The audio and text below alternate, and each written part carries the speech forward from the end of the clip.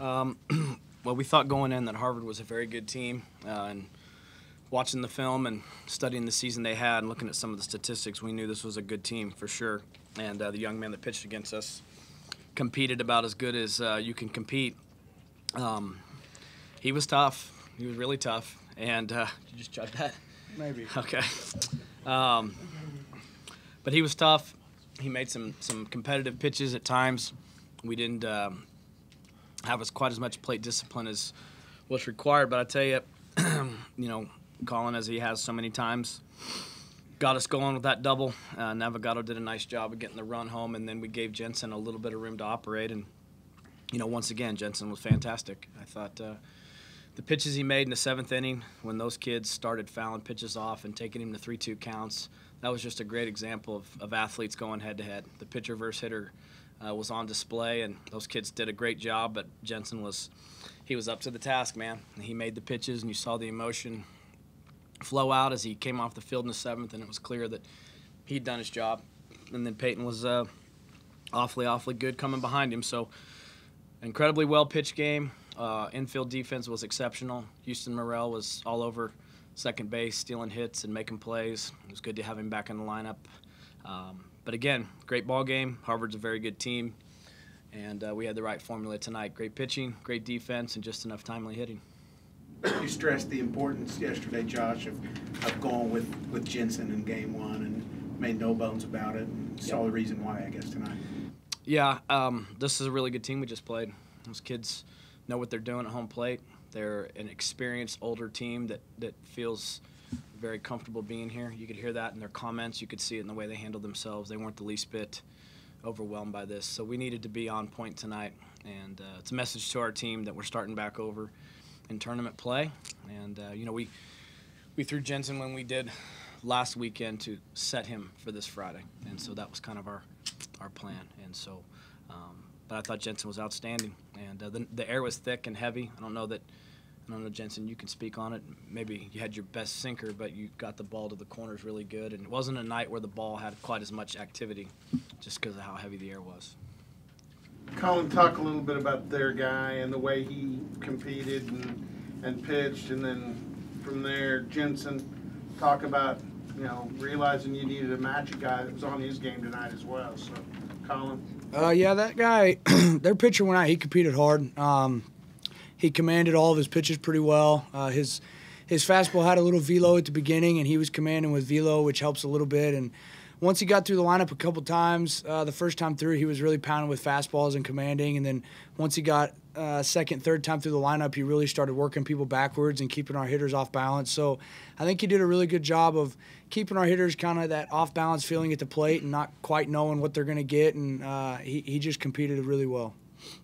Yeah, it ended up being a pitcher's duel at the end. So during the game, I don't really focus on the other team and how they're pitching against us. I kind of just stay in the corner of the dugout and kind of just focus on what I need to. If I have like an inning where my sinker is not going as much as it usually does, then I try to just figure out how I'm going to get back out there and do it the next inning.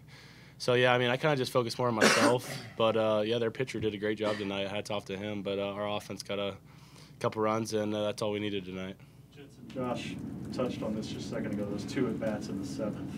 What was it like battling through those after you were so efficient for the first 6+ innings? Yeah, their batters did a good job. I was actually executing some of those pitches very well, and they were just fouling them off. And it was one of those like mano-a-mano battles, so I was just wanting to come out on top. And I think the first guy I walked, and then the second guy I ended up striking out, and that was a huge out. And I knew once I got that, I just kind of felt the momentum of the inning and just kind of smelt the finish line after I got the third out, and just try to show a little emotion, get the team going, and score a couple of runs.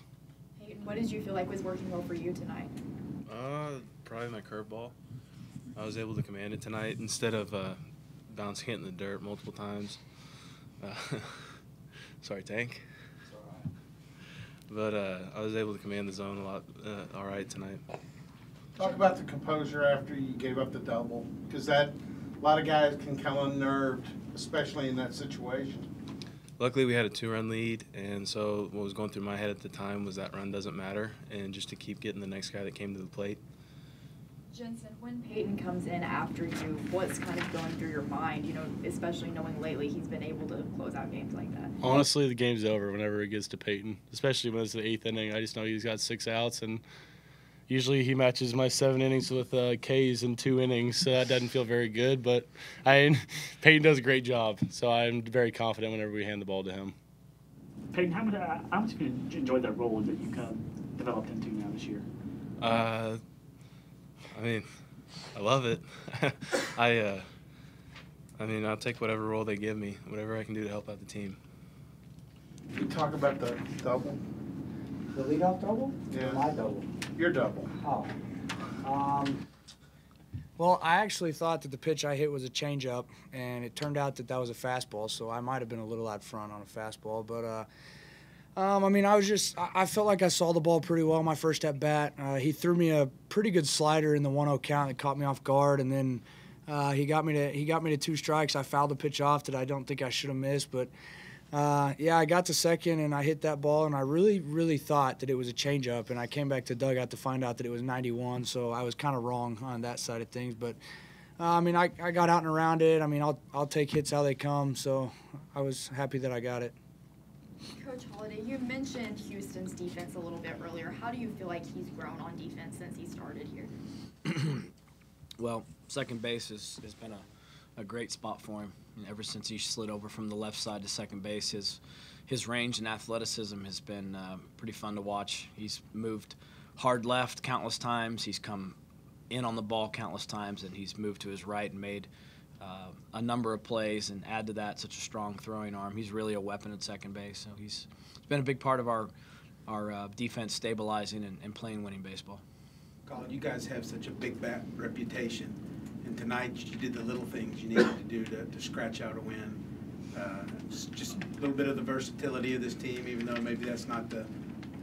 Yeah, you know, we have our pitching staff is top notch. I think they can compete with any pitching staff in the country. So it kind of goes back to how it was my freshman year, the year we made it to Omaha. Our team never – there were a couple times that we would hit like we could and pitch like we could at the same time. And those other times, you know, we were either counting on our hitters to score a lot of runs or we were counting on the pitchers to throw a lot of shutouts. And that year we threw a lot of shutouts. But, you know, so I have a lot of faith in our pitchers, and I know that if our bats aren't 100% working, I think we can score enough runs like we did tonight. We got 2, and I know our pitchers are going to do what they can to just shut out the other team because they can compete with anyone. So, you know, I'm not too worried about – I know our bats will come around. You know, we can hit. So I think our pitchers just keep doing their job, and the hitters are going to figure it out real quick. Of course, tonight you've got softball playing over here in OKC too. I know you've been asked about kind of just the sports and OSU in general, you know, getting attention, but are y'all going to be able to see the softball team anymore? Just what's kind of your thoughts about them? I have no idea if we'll see them again, but I know that we wish them the best, and I know that as soon as I get back to the hotel, I'm definitely going to turn on the TV and start watching that game, and hopefully the Cowgirls can beat the Sooners tonight and stay in the winners bracket, because the winners bracket in these tournaments are huge, and you always want to stay on top, so hopefully they can do that. Random question I'm going to ask Jensen, were you timing how long it took Colin to chug that water bottle? I was. How long did it take? I already forgot. I think like 8. Oh, that's faster than I thought. There's that boy. Really? Speaking of the winners bracket, what's the plan tomorrow, Josh? That you can tell us about. Secret. No. We'll get back to the hotel here in a second and start looking at Nebraska. Obviously, we have Parker lined up, and he's a definite option from the left side, and we have a right-handed option as well. So we just need to get back, and you know, when you come to these days like today, you're scrambling to get all your work done to be ready for all 3 teams in the tournament, but mainly the team you're playing today, because this game was the most important one. So now we just got to jump back on computer and kind of sort our thoughts out, and we'll have a good plan. But I would say right now probably more than likely Parker Scott. Along those lines, would you rate you and your staff ahead of the game on analytics? This was a conversation in the press box before the game. I don't know, because I don't know enough about what other people do. I know we're constantly trying to learn, that's for sure. The day you stop learning and coaching, man, the day you need to do something else. So we're trying to learn, trying to find better ways to teach these guys how to play the game the way that it's supposed to be played, and then use information to come up with strategy as it's applicable. But there is a lot of information out there now, that's for sure. And there's really no secrets anymore. There's so much video and so much information that used to be, if you're playing Harvard, you might get like one game tape and can watch them play just a little, and you hope the pitcher you were facing would be on that tape. And I've watched that young man throw 12 starts and charted 1,000 pitches. So that's just how things have changed. There's just information out there now that used to not be there. So it's definitely a new time, that's for sure. Kind of going off what Josh just said for the players, how do you guys prepare for a stage like this? I mean, you guys just came out of the Big 12 tournament. You're very familiar with those teams. You walk into this tournament, you're not as familiar with these. So how do you guys mentally prepare for stuff like that?